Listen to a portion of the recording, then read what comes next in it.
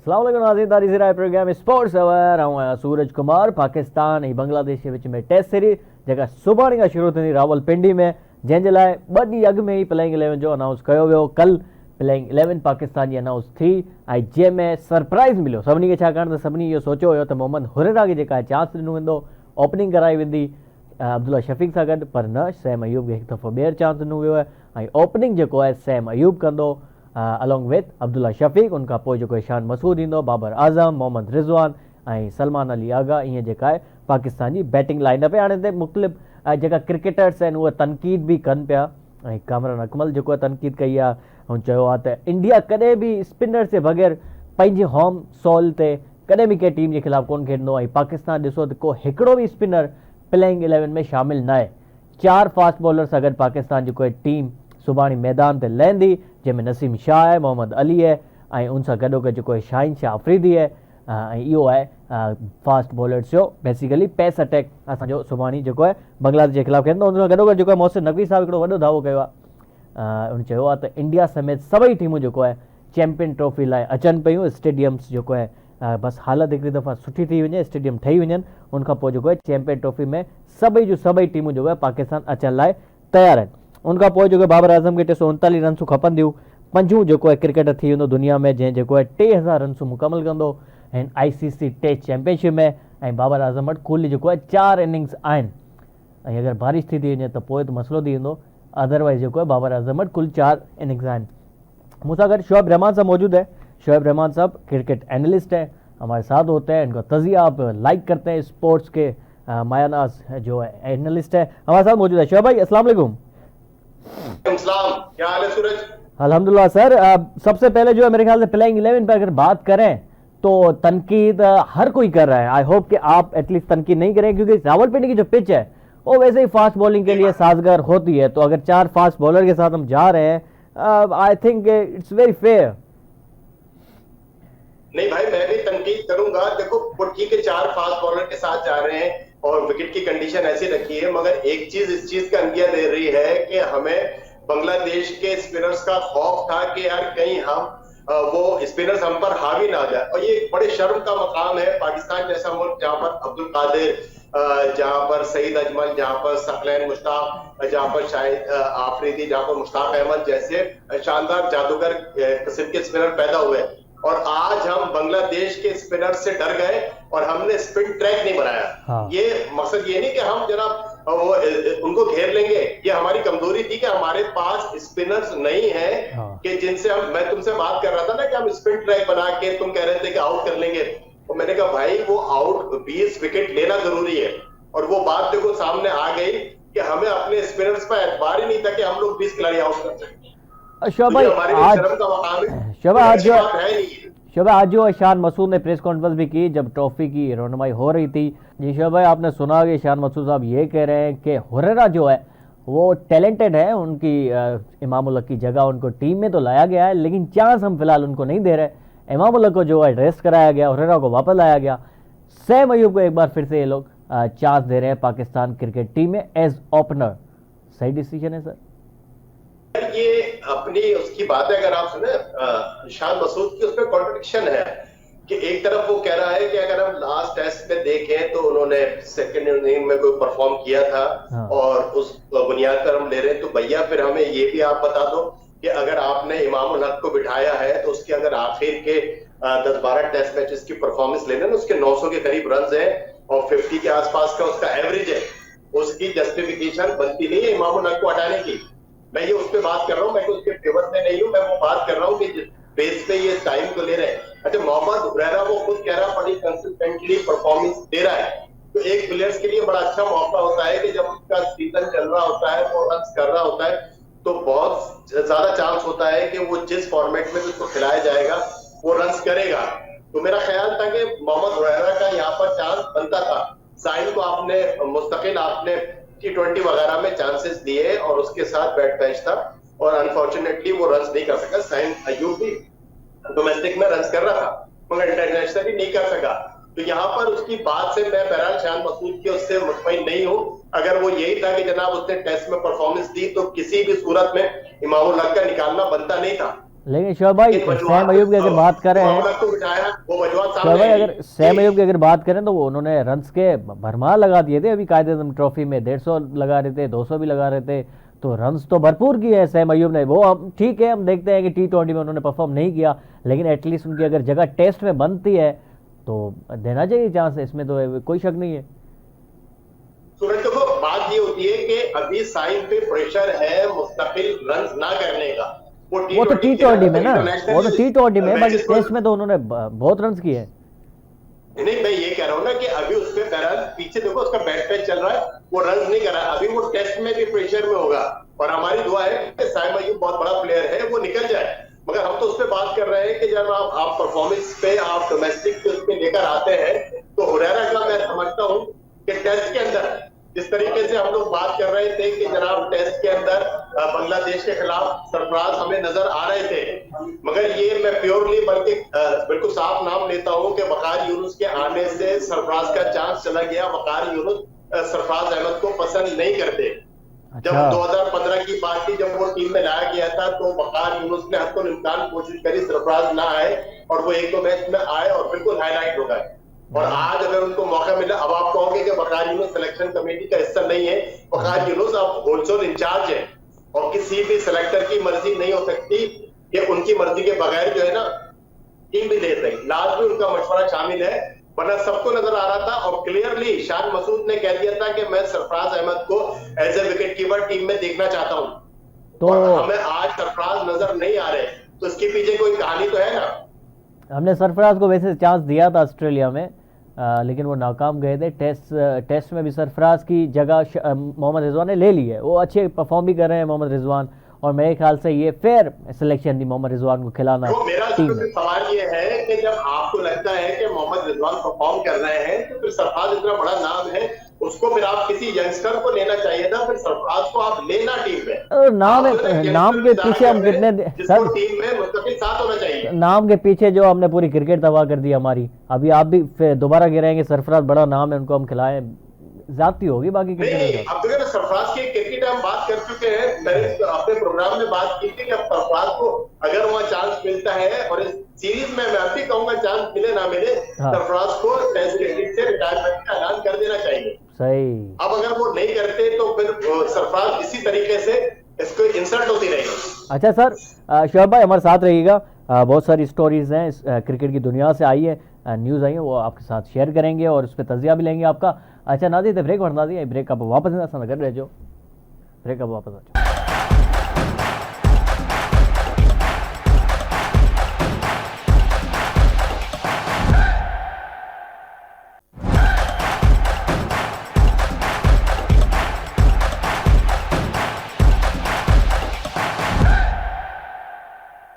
Welcome back नाज़रीन, असल अगर मौजूद है शोएब रहमान साहब। शोएब भाई, शान मसूद ने साथ में ये भी कहा कि बांग्लादेश के खिलाफ हम जारहाना क्रिकेट खेलेंगे, तेज़ क्रिकेट खेलेंगे, जो cricket New Zealand, Australia, England, India खेलते हैं। ये अच्छी पॉजिटिव बात है, और इंटेंट जो नज़र आ रही है पाकिस्तान टीम से, और इंटेंट की बात हमने वर्ल्ड कप में भी देखी थी कि पाकिस्तान टीम जो इंटेंट की बात करती थी, लेकिन परफॉर्मेंस हमारे सामने थी। आई होप कि वैसी परफॉर्मेंस ना हो वर्ल्ड कप वाली।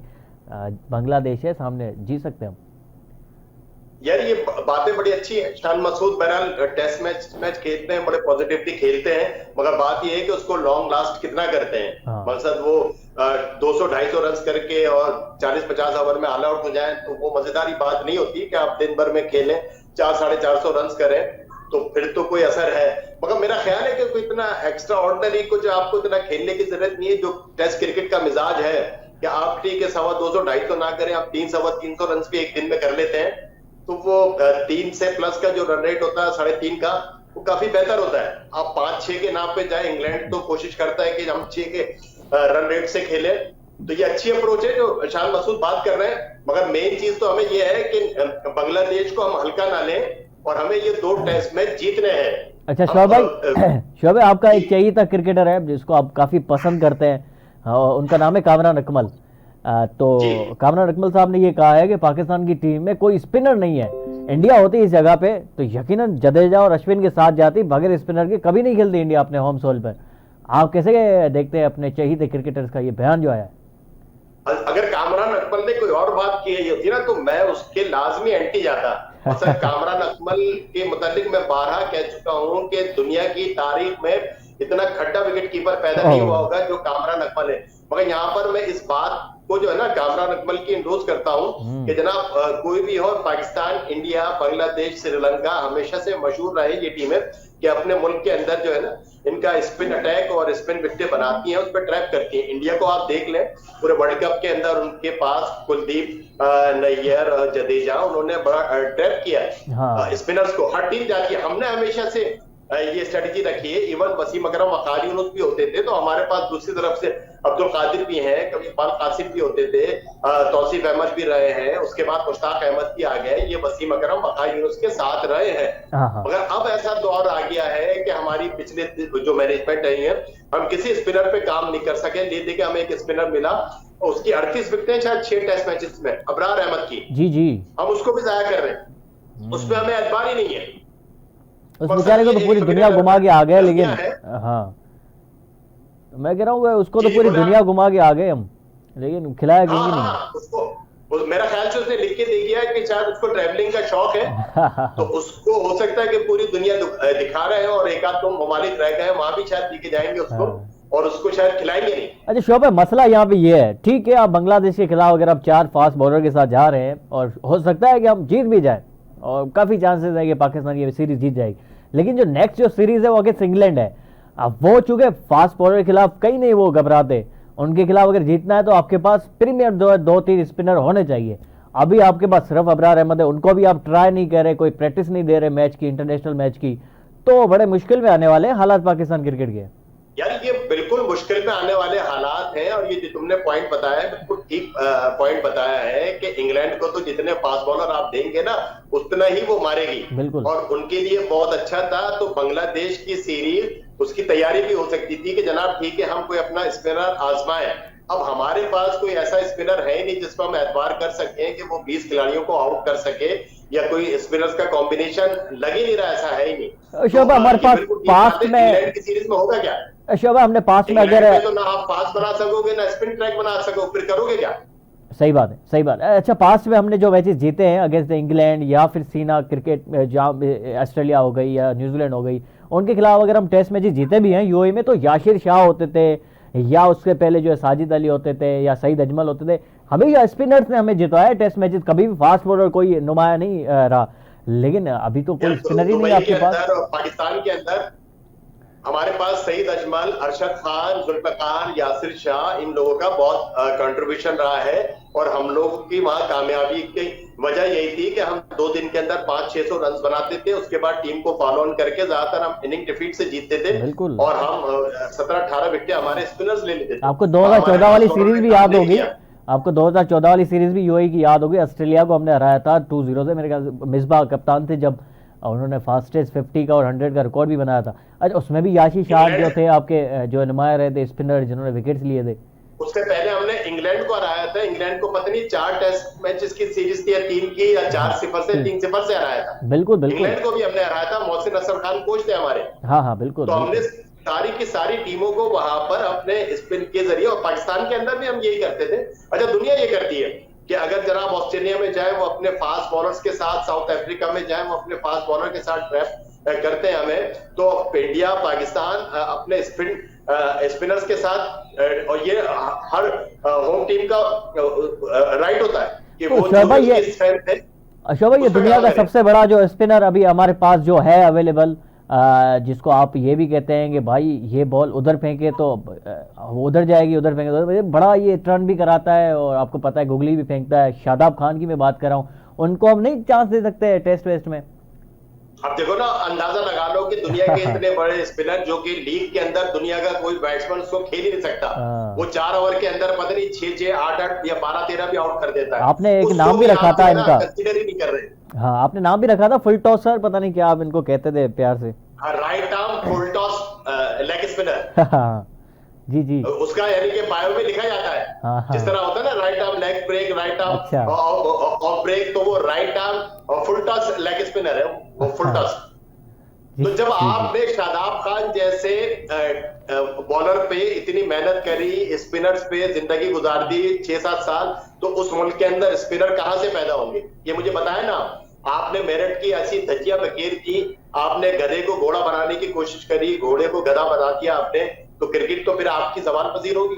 तो ये अबरार अहमद का ताल्लुक कहाँ से है, पंजाब से या सिंध से है ना मेरे ख्याल से अबरार अहमद नहीं, तो। ये अबरार अहमद का ताल्लुक कराची से कराची है, से। सिंध से है। और समझ जो आता है देखो सर। ना, सिंध के साथ तो ज्यादती हो रही है, उसके साथ वैसे तो वो बच्चा क्या नाम है, पठान है, मगर लाजमी बात है ये सिंध में पैदा हुआ, यही डोमिसाइल बड़ा तो बड़ा कमजोर है तो ना इनका, डोमिसाइल तो हमारा कमजोर है हाँ, ना बहुत। डोमिसाइल उसका कमजोर है, और यही डोमिसाइल उसका कहीं और का, पंजाब का, केपीके का होता तो सही मेरा ख्याल बात। से अबरार को किसी की मजाल नहीं थी टीम से निकालते। सही बात है, बिल्कुल। अच्छा, मोहसिन नकवी साहब ने भी आज जो है मीडिया से बात की है, गैर रस्मी मुलाकात थी साफियों से। उन्होंने कहा कि भाई पहले ये स्टेडियम्स जो बनने दें आप, उसके बाद इंडिया भी आएगी और बाकी सारी टीमें आएगी चैंपियन ट्रॉफी के लिए। आप कैसे देखते हैं इस बयान को? मैं अपनी बात पे फिर कायम हूँ। अच्छा, अभी भी कायम है देखो आप? ये अभी तो उन्होंने एक बात की, अभी आप स्टेडियम तो बनने दें, तो ये सारे काम होते रहेंगे, चैंपियंस ट्रॉफी तो आप आने दें। तो सर आप, एक चीज में बड़ी क्लियर, अच्छा सर, एक आप चीज मेरी आपसे हम ये एक रिक्वेस्ट करते हैं कि आप जो है मीडिया पे जो है चैलेंज करें मोहसिन नकवी साहब को कि भाई मैं आपको चैलेंज करता हूं कि इंडिया नहीं आएगी। हाँ हाँ, ये मैं मीडिया के तवज्जुद से, अपने चैनल के तवज्जुद से ये चैलेंज कर रहा हूं कि नकवी साहब, अगर इंडिया पाकिस्तान आ गई ना, हाँ। तो आप के पास जो है ना, मैं 5 किलो रसगुल्ले लेके पहुंच जाऊंगा, और अगर मुझे खुशी होगी। हाँ, मुझे खुशी खुशी होगी। होगी। हाँ बिल्कुल। मगर इंडिया जो हालात है, जो इंडिया का ट्रैक रिकॉर्ड है, इंडिया नहीं आएगी। तो एक बात मैं क्लियर और कहूं, हमें $60 मिलियन मिल रहे हैं, और एक चीज का देख लो, पाकिस्तान का मसला हल हो जाता है पैसों से, और इंडिया हमें किसी भी मद में वहां से पैसे दिलवा देता है। अच्छा, हमारे लिए जो है ना, इंडिया जरूरी है। एक चीज क्लियर बता दूं, इंडिया के लिए हम जरूरी नहीं है। बस हम जाए, देखो इससे पहले कितनी दफा इंडिया पाकिस्तान नहीं आई, क्या हमने कभी बाइकआउट किया? वो इंडिया एशिया कप से पहले नहीं आई थी, क्या हम वर्ल्ड कप में नहीं गए? अच्छा सर, तो हम शाह भाई, आप ये करें कि हम इंडिया के लिए जरूरत नहीं है और इंडिया जो असांजे लाइ जरूरत है, इहो छो था इहो चवन। नाज़रीन वापस ईंदा, ब्रेक के बाद वापस आते हैं। ब्रेक खां पोइ नाज़रीन वापस अचो, असां सां गॾु रहिजो, मिलूंगा ब्रेक पर।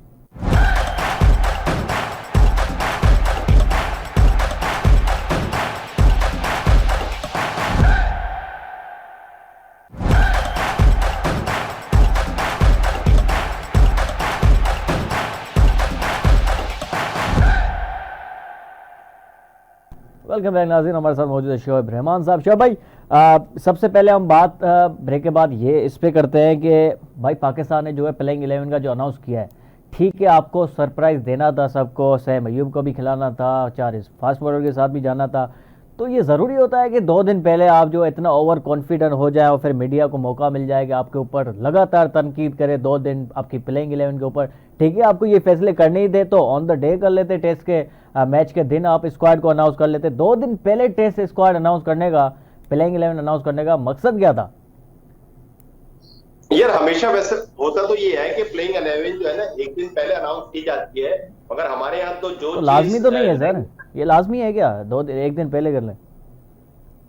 ये एक दिन पहले ऐसा होता है ना कि किसी आपने 2 दिन पहले अनाउंस कर दी, वो गलत होता है कि किसी उसकी कोई प्रॉब्लम हो जाए, कोई इंजरी हो जाए, तो उसकी वजह से रात में अनाउंस की जाती है। वो तो ठीक है सर, वो तो ठीक है, मगर 2 दिन पहले जो अनाउंस कर देना, फिर मीडिया को आपको पता है कि मौका चाहिए। आज हर कोई लताड़ रहा है कि भाई हुर्रा को चांस क्यों नहीं दिया, सैम अयूब को क्यों खिलाया, फास्ट बॉलर के साथ क्यों जा रहे हो, कोई स्पिनर नहीं है, फिर कामरान गुलाम क्यों भागी, तो ये सारी चीजें नेगेटिव इफेक्ट डालती है ना टीम पे सर।